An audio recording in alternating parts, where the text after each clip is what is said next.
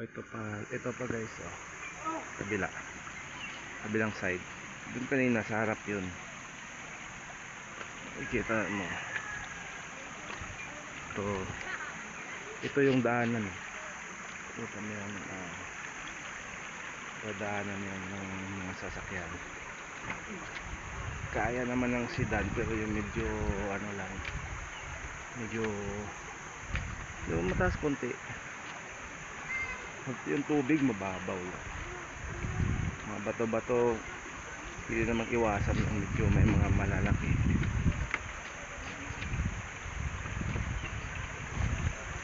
Pero nasa sa inyo pa rin pag kung sedan gamit mo, hindi dapat kayo na bahala. So, parang kaya naman, hindi naman sasayad.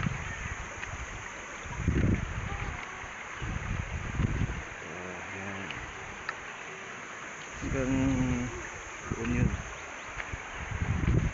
Kaya ang problema lang talaga dito, hindi naman sa ano, napuno ng mga cottage.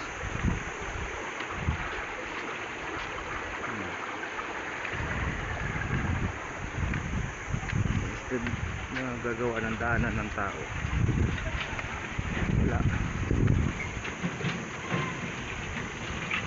patintero.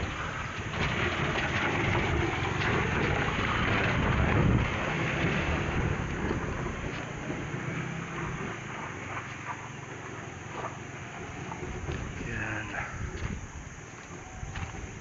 dito, basta dito yun, oh. Ito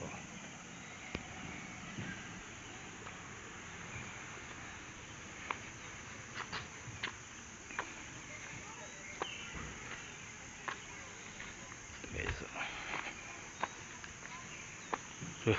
lamig.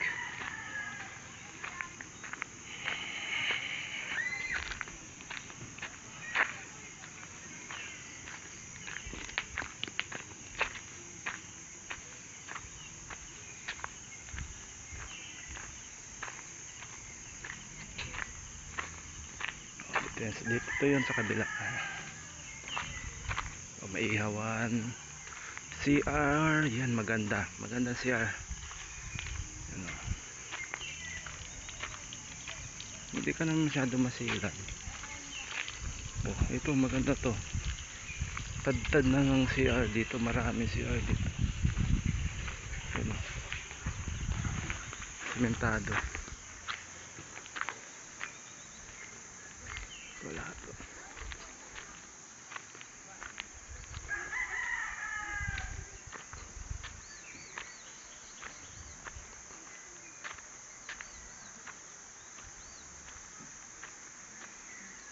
Yan yung mga cottage nyo. 2,000 lang to. Yan.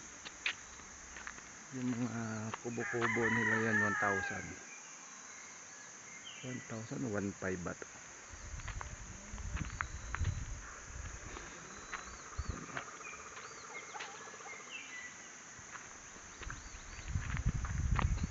Hanggang doon yun, no. Natin.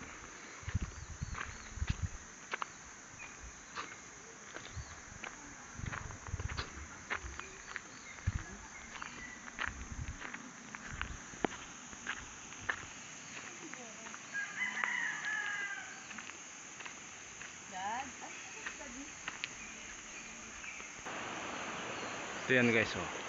Doon banda mas malinaw,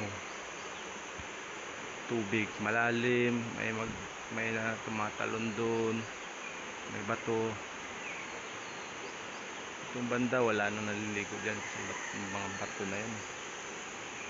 Doon super linaw, malalim. Nga lang dito ka dadaan.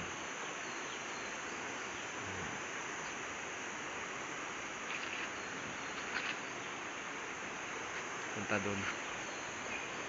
You know, nature.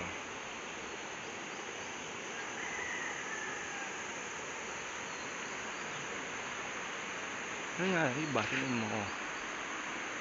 Mga basura hindi tinatapon ng maayos.